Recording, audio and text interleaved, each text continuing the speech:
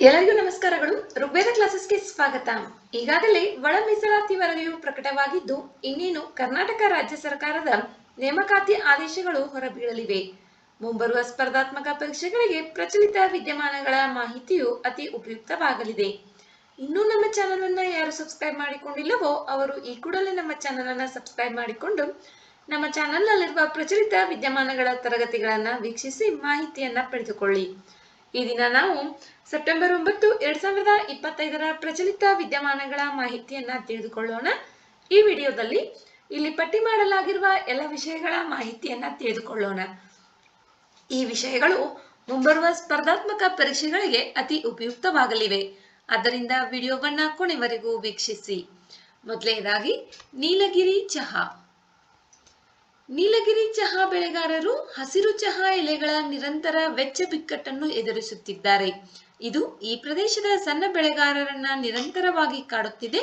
ಆದ್ದರಿಂದ ನೀಲಗಿರಿ ಚಹಾ ಸುದ್ದಿಯಲ್ಲಿದೆ. ನೀಲಗಿರಿ ಚಹಾವನ್ನ ಸಾಮಾನ್ಯವಾಗಿ ಪಶ್ಚಿಮ ಘಟ್ಟಗಳ ದಕ್ಷಿಣ ಭಾಗದಲ್ಲಿ ಬೆಳೆಯುವ ತೀವ್ರವಾದ ಪರಿಮಳಯುಕ್ತ ಮತ್ತು ಸುವಾಸನೆಯ ಚಹಾ ಎಂದು ವಿವರಿಸಲಾಗಿದೆ. ಇದನ್ನು ಬೆಳೆಯುವ ನೀಲಗಿರಿ ಅಥವಾ ನೀಲಿ ಪರ್ವತಗಳ ನಂತರ ಇದಕ್ಕೆ ಈ ಹೆಸರು ಬಂದಿದೆ. ಇದನ್ನು ಮುಖ್ಯವಾಗಿ ತಮಿಳುನಾಡಿನ ನೀಲಗಿರಿ ಜಿಲ್ಲೆಯಲ್ಲಿ ಮತ್ತು ಕೇರಳ ಹಾಗೂ ಕರ್ನಾಟಕದ ಸ್ವಲ್ಪ ಭಾಗದಲ್ಲಿ ಬೆಳೆಯಲಾಗುತ್ತದೆ. ಇದನ್ನು 2008ರಲ್ಲಿ ಭೌಗೋಳಿಕ ಸೂಚನಾ ಟ್ಯಾಗ್ ಒಂದಿಗೆ ಗುರುತಿಸಲಾಯಿತು. ಜಿಐ ಟ್ಯಾಗ್ ಇದಕ್ಕೆ 2008ರಲ್ಲಿ ನೀಡಲಾಗಿದೆ. ಇದು ಹೂವಿನ ಮತ್ತು ಸಿಟ್ರಸ್ ಸುವಾಸನೆಯೊಂದಿಗೆ ಸೂಕ್ಷ್ಮವಾದ ವಾಸನೆಗೆ ಹೆಸರುವಾಸಿಯಾಗಿದೆ. ಇದು ಐಸಿಡ್ ಟೀಗೆ ಜನಪ್ರಿಯ ಆಯ್ಕೆಯಾಗಿದೆ ಮತ್ತು ಇದನ್ನು ಸಾಮಾನ್ಯವಾಗಿ ಇತರ ಚಹಾಗಳೊಂದಿಗೆ ಮಿಶ್ರಣ ಮಾಡಿ ವಿಶಿಷ್ಟವಾದ ರುಚಿ ಪ್ರೊಫೈಲ್ಗಳನ್ನು ರಚಿಸಲು ಬಳಸಲಾಗುತ್ತದೆ. ನೆಕ್ಸ್ಟ್, ಏವಿಯಾ ದ್ವೀಪ. ಇದು ಗ್ರೀಸ್ನ 2ನೇ ಅತಿ ದೊಡ್ಡ ದ್ವೀಪವಾಗಿದೆ. ಇದು ಇವಾಗ ಏಕೆ ಸುದ್ದಿಯಲ್ಲಿದೆ ಎಂಬುದನ್ನು ತಿಳಿದುಕೊಳ್ಳೋಣ. ಇತ್ತೀಚೆಗೆ ಮಧ್ಯ ಗ್ರೀಸ್ನಲ್ಲಿ 5.2 ತೀವ್ರತೆಯ ಭೂಕಂಪ ಸಂಭವಿಸಿದ್ದು, ಅದರ ಕೇಂದ್ರ ಬಿಂದು ಏವಿಯಾ ದ್ವೀಪದ ಅಥೆನ್ಸ್ ಬಳಿ ಇದೆ. ಆದ್ದರಿಂದ ಏವಿಯಾ ದ್ವೀಪ ಸುದ್ದಿಯಲ್ಲಿದೆ. ಈ ದ್ವೀಪದ ವಿಸ್ತೀರ್ಣವು 3500 ಚದರ ಕಿಲೋಮೀಟರ್ಗಿಂತ ಸ್ವಲ್ಪ ಹೆಚ್ಚಾಗಿದೆ. ಇದು ಮಧ್ಯ ಗ್ರೀಸ್ನಲ್ಲಿ ಏಜಿಯನ್ ಸಮುದ್ರದಲ್ಲಿದೆ. ಈ ದ್ವೀಪವು ಗ್ರೀಕ್ ಮುಖ್ಯ ಭೂಭಾಗದಿಂದ ಯುಬೋಯನ್ ಜಲಸಂಧಿಯಿಂದ ಬೇರ್ಪಟ್ಟಿದೆ.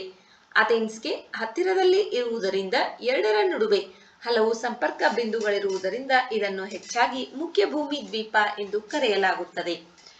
ಏವಿಯಾದ ಭೌಗೋಳಿಕತೆಯು ಆಲ್ಪೈನ್ ಪರ್ವತಗಳು, ಹಚ್ಚ ಹಸಿರಿನ ಕಾಡುಗಳು, ಕರಾವಳಿ ಜೌಗು ಪ್ರದೇಶಗಳು, ಗುಪ್ತ ಕಣಿವೆಗಳು ಮತ್ತು ಸೂರ್ಯನಲ್ಲಿ ನೆನೆಸಿದ ಕಡಲ ತೀರಗಳನ್ನು ಒಳಗೊಂಡಿದೆ.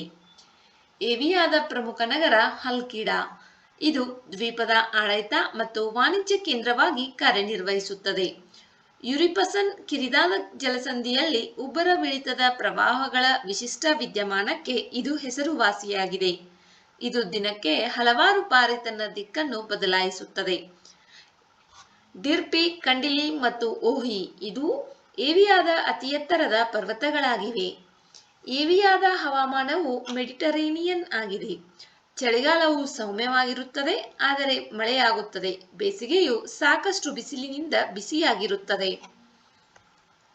ನೆಕ್ಸ್ಟ್, ವಾಂಗ್ಚು ಜಲ ವಿದ್ಯುತ್ ಯೋಜನೆ. ಅದಾನಿ ಪವರ್ 570 ಮೆಗಾವ್ಯಾಟ್ ವಾಂಗ್ಚು ಜಲ ವಿದ್ಯುತ್ ಯೋಜನೆಯನ್ನು ನಿರ್ಮಿಸಲು ಭೂತಾನ್ನ ಡ್ರಗ್ ಗ್ರೀನ್ ಪವರ್ ಜೊತೆ ಒಪ್ಪಂದಕ್ಕೆ ಸಹಿ ಹಾಕಿದೆ.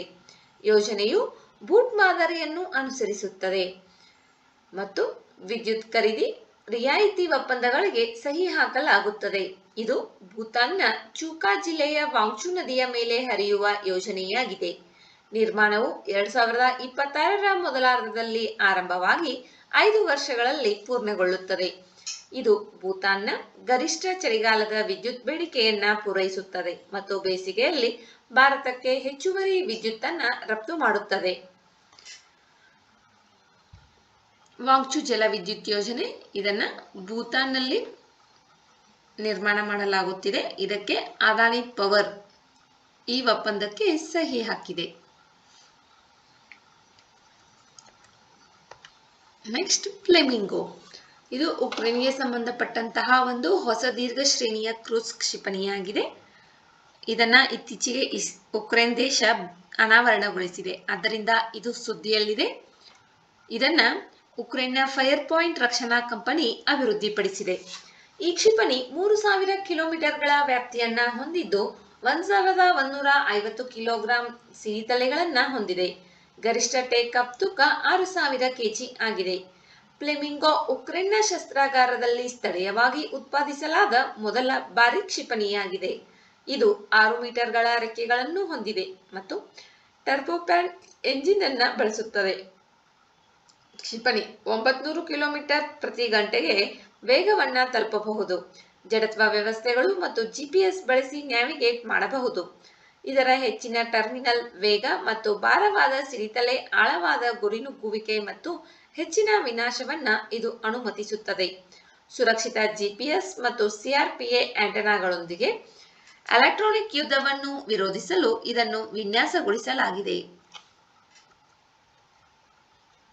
ನೆಕ್ಸ್ಟ್, ಸಂಯೋಜಿತ ಕಮಾಂಡರ್ಗಳ ಸಮ್ಮೇಳನ 2025 CCC. ಪ್ರಧಾನಮಂತ್ರಿ ಅವರು ಪಶ್ಚಿಮ ಬಂಗಾಳದ ಕೋಲ್ಕತ್ತಾದಲ್ಲಿ ಸಂಯೋಜಿತ ಕಮಾಂಡರ್ಗಳ ಸಮ್ಮೇಳನವನ್ನ ಉದ್ಘಾಟಿಸಲಿದ್ದಾರೆ. ಈ ಸಮ್ಮೇಳನವು ಸೆಪ್ಟೆಂಬರ್ 15ರಿಂದ ಸೆಪ್ಟೆಂಬರ್ 17ರವರೆಗೆ ಪಶ್ಚಿಮ ಬಂಗಾಳದ ಕೋಲ್ಕತ್ತಾದಲ್ಲಿ ನಡೆಯಲಿದೆ.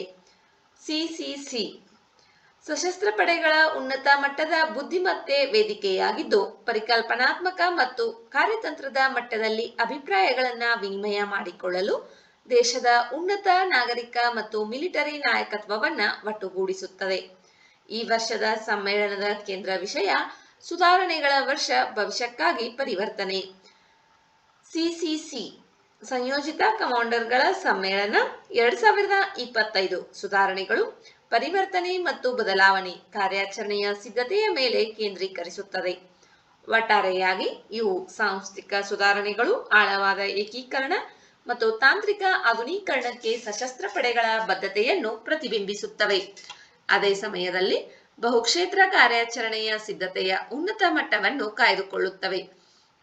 ಹೆಚ್ಚು ಸಂಕೀರ್ಣವಾದ ಭೌಗೋಳಿಕ ಕಾರ್ಯತಂತ್ರದ ಭೂದೃಶ್ಯದಲ್ಲಿ ಚುರುಕಾದ ಮತ್ತು ನಿರ್ಣಾಯಕವಾಗಿರುವ ಸಶಸ್ತ್ರ ಪಡೆಗಳನ್ನು ಮತ್ತಷ್ಟು ಬಲಪಡಿಸಲು ಈ ಚರ್ಚೆಗಳು ಪ್ರಯತ್ನಿಸುತ್ತವೆ.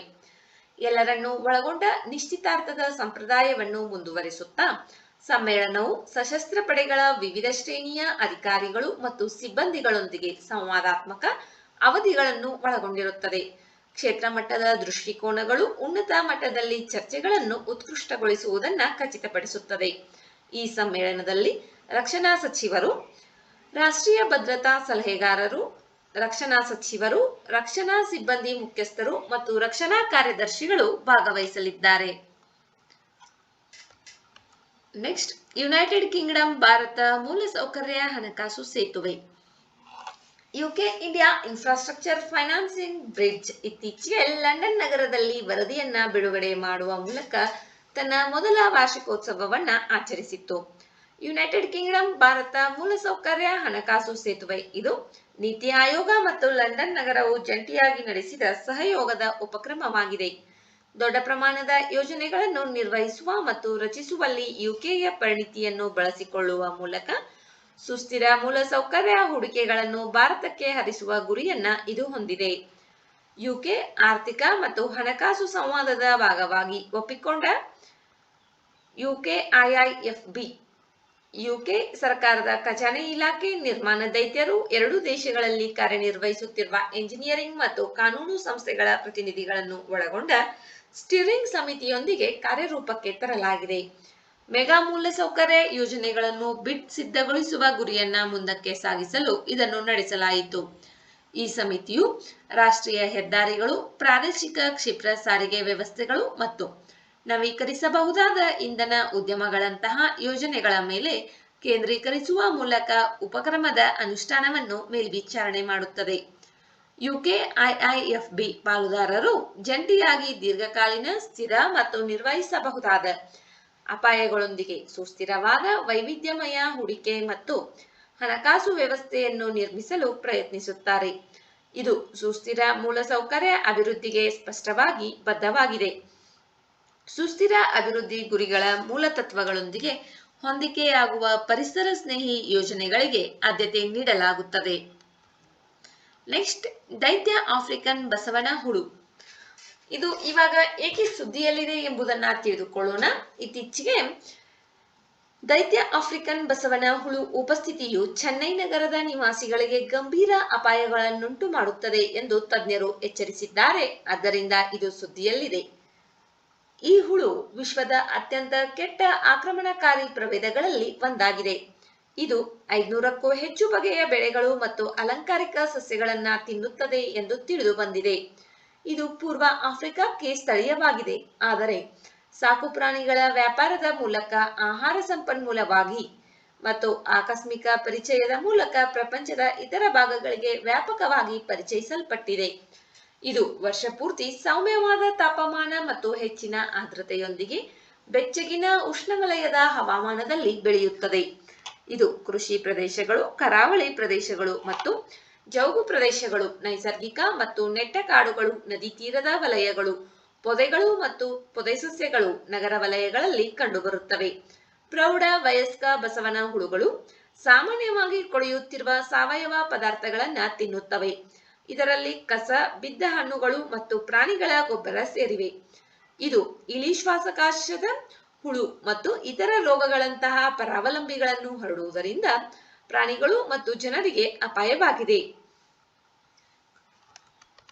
ಹೊಸದಾದ ಮಾಹಿತಿಯನ್ನ ತಿಳಿದುಕೊಂಡಿದ್ದೇವೆ ಎನಿಸಿದರೆ, ವಿಡಿಯೋದಲ್ಲಿರುವ ಮಾಹಿತಿಯು ಉಪಯುಕ್ತವೆನಿಸಿದರೆ ವಿಡಿಯೋಗೆ ಒಂದು ಲೈಕ್ ಮಾಡಿ. ಮತ್ತಷ್ಟು ಮಾಹಿತಿಗಾಗಿ ನಮ್ಮ ಚಾನೆಲ್ನಲ್ಲಿರುವ ವಿಡಿಯೋಗಳನ್ನ ವೀಕ್ಷಿಸಿ.